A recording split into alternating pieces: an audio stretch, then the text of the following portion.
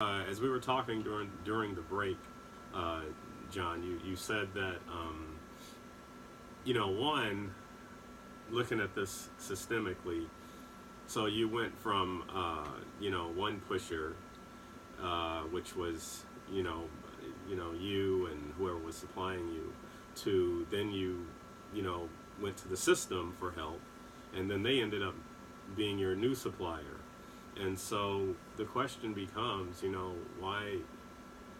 I feel like, why weren't you with someone who went through what you went through?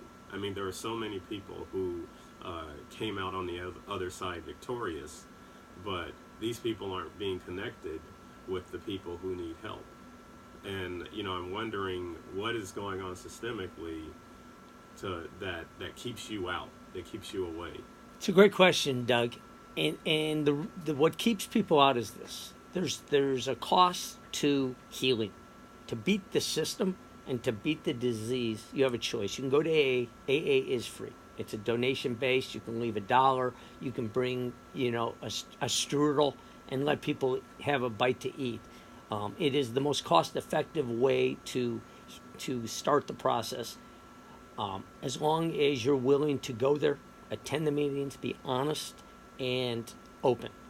For people who weren't, which most aren't, and I'm an example of that, I wasn't ready. I went to the therapy, and the therapist says to me, and the first thing that I asked was, can you prescribe medication? Within 3 to 6 months, I was already abusing the medication. I was on 6 times the legal prescribed doses by the insurance company's mandates, and I knew how to get high off the medication on a daily basis, and or if I wanted to take it or not take it for 2-3 days, just so I could get the rush again of that feeling that I wanted. I go, and what happens is we're in a consumer nation, and without getting fully into this, we're taught to consume. We don't live if we don't consume, because we don't manufacture. So everyone pushes upon us to consume at any cost. That means from a pair of Michael Jordan shoes to pills. So every doctor, every lobbyist is pushing to get you to take something that will make the ills go away. It'll make you better, make you smarter. Adderall makes you concentrate better. Why? Because fighter pilots took it. Well, it's one thing to take an Adderall because you're ADD and it's proven and it's clinically proven, and all of a sudden you improve on your study time because you go from 4 hours to 2 hours. Yes, that makes sense to me. The next one, when the kid is cutting up and chopping up the Adderall to snort it. Why? Because his friend tells him you can get a better buzz. He didn't know what a buzz meant. He took it because it was a medication prescribed to him by a legitimate doctor that his parents paid for to do better, so they would have a better time in school and become a better student and get into a better college. Well, that's how it starts. They're all pushing something upon us to try to improve us as individuals. Well, the improvement comes from the lessons we learn every day. Wake up every day, do your chores, be responsible, be a good kid, be a good son or daughter, be a good parent, be a good employee, be a good boss. Well, that's how it improves. Yes, people need outlets, but they don't need chemical outlets. It's not the most important. Yes, some people have and are wired incorrectly that do need medication that will keep them on a path to a healthier existence. I don't deny that. It sounds like the shame factor is what keeps a lot of people from coming forward, from what you're saying. The sense of admitting that you're an addict and that the shame that comes with that. And are we shaming people as a society to remain addicts? I don't think so, Doug, anymore. I'll tell you why it's interesting you say that. Because I think nowadays, everyone is looking for identity. Social media gives everyone the right to be whom they are. They live in the basement of their parents' home, and they act like they're 18 years old, but they're 38-year-old lost individuals who are preaching the words they should never say. So everyone has a voice on a medium that I didn't grow up in. And so, yes, It can be, but I look at it as oh, I'm an addict. I have a badge of honor now. It's kind of cool to say I'm part of a group. Well, because that's what you want to be. We all want to be a group of somethings. It's how you take that what can be perceived as shame in some communities and say it's okay. Okay, I, my sister's a shopaholic. My brother works out 12 hours a day to have the body perfect. We're all addicts in many ways. Very few people out there in today's world that I see are what I call or have the ability to just limit. Okay, I want to go to the gym, I go for an hour. Okay, I go do my homework, I study for 2 hours. And I have this great balance. It's tough. Society puts too much pressure on us nowadays. So, to your original point, shame is how we perceive ourselves. I don't think society is shaming us as much anymore. I think they're shaming others in ways, whether it be religious or maybe sexual preferences. But I think the system is creating the addictions, and now the system has to figure out how to help. 29 days in a program doesn't get you closer to better drugs and better alternatives. What are you doing after the insurance stops after 29 days? Okay? You need life coaches, guardian angels, friends, supporters, sponsors, people you can turn to and will give you an honest assessment of who you are at the time and place that you're at right now. But if you remember this, I am an AA believer, though I never attended. You are 100% accountable for your own actions. Don't lay the blame on everyone else. Yeah, it might have started that way, but you stepped into the fray. You want to change, you make the change. Yeah, as you were speaking, maybe it's the shame of the individual. Because actually, you raise a good point, which I want to explore more, which is the society is now it's like a free for all. They have there's chat rooms. I mean, addiction has gotten to the point to where now they lock up cold medicine. You can't just go in and buy the cold medicine. You have to go up to the attendant, and Yep. they have to unlock it for you. And then, you mentioned the medical community, so to get you off drugs, they give you more drugs. So, as someone who came through it all, number one, when you look at youth culture today, and youth drug culture today, or substance abuse culture today, what are some of the things you see that just people in school systems and the system period just isn't getting?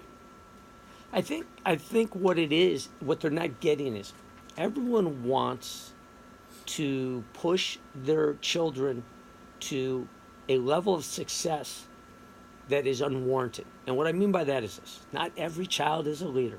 And a good friend of mine made a great point some time ago. He said, I would open a camp for all children, and I would pick out the leader, and I'd pick out the carpenter, and the handyman, and the maintenance individual, and the logistics. And everyone would have a chance to achieve their goals at a level that is acceptable. Teachers don't go into teaching because they're going to make $1 million and conquer the world. They're going to accomplish a goal. So as we push as parents, because we're the ones pushing them to this position that they feel they have to alter themselves or make a decision to alter themselves because of pressure.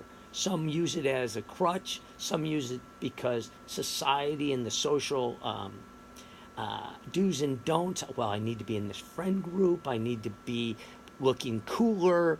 I want to be a better athlete, and this kid's a stud, but if he's doing it, I can do it too. Wrong answers. It's just moment of weakness. Doesn't mean you're an addict. Doesn't mean because you made a poor decision it's going to should alter your life. But the problem is, it can. So that one drink too many, you got in the car, but you've never been drunk, so you didn't know that you shouldn't drive because you don't feel that impaired. Well, you just altered a life God forbid. Same thing with that pill. You don't know what that pill should have done to you. You just took it. You don't know what was really into it. So the street has changed. So between the government pushing the pills, between the cartels pushing to the street, it's all about who's making money, and they use the system as a pawn, as guinea pigs. So everyone's a beta test for what the model is going to look like in 5, 10, 20 years. Well, we know it's broke. We're legalizing marijuana. Great. Why? Because we don't manufacture. We need a tax base. Well, is it a gateway drug? Of course it is. Everyone will say, no, it's not. People know better. No, no one knows better. Once you get high, you want to get higher. Not everyone will, but those who do will find the other.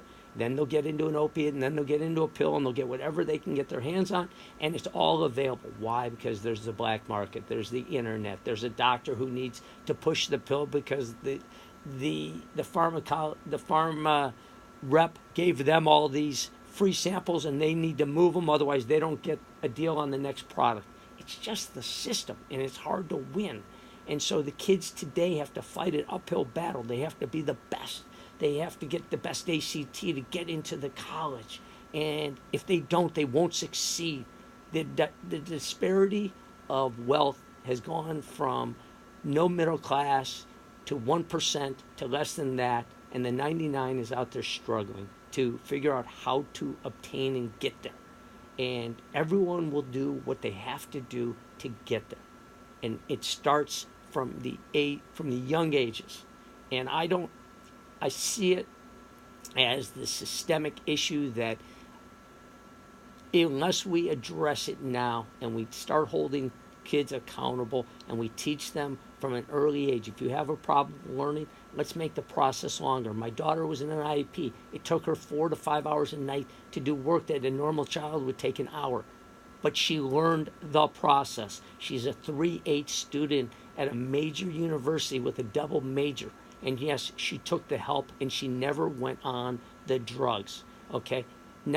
Right now, yes, she is taking a small, I think it's Vyvanse, to help her break that 6 hours of studying down to 4.